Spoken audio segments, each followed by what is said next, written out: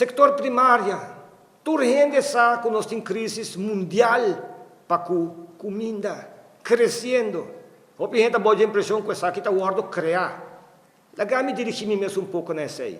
Se na Aruba nós temos um governo, que tem um ministro, que supostamente é um ministro de integridade, para sobre o não mira nada disso aí tampouco ainda, e supostamente é um ministro de sector primário, e a única coisa que ela faz até hoje tem ano de tempo, tá?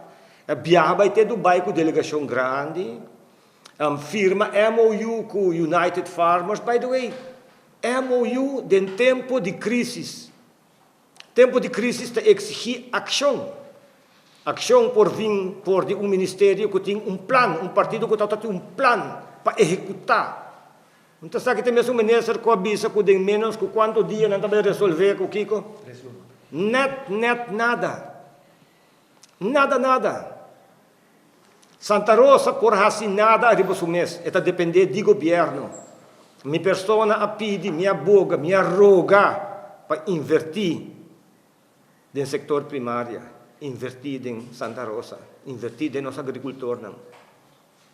Com tanta negociação que tem com a Holanda, comporta possível, que realizando, entre outros, para o mesmo Sustainable Development Goals das United Nations, que nos mestres stop, hammer e garantizar a segurança de comida, combinou a negociar com a Holanda, de Ecoho, para a Holanda ajudar-nos com o setor aqui, qual a Holanda está conhecida para onde melhor no mundo.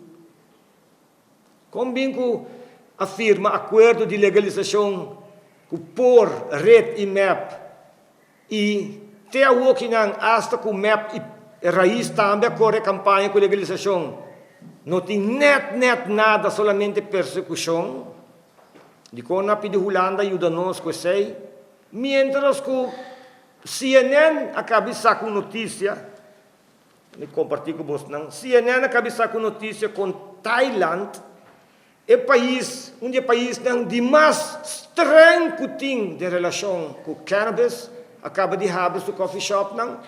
Netamente para promover o turismo, de qual nós é o único pilar econômico que nós temos.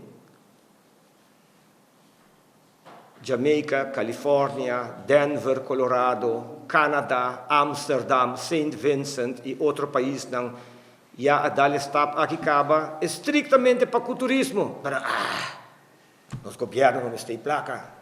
Você diz que nos governo não tem placa? So, abot yung sangar dushi. Chupa não está chupado baigol. Você sangar está dushi. Em vez de governo com 40 milhões hinkele den diensten en goederen. En por amanda 20, 30 milhões den sector primário.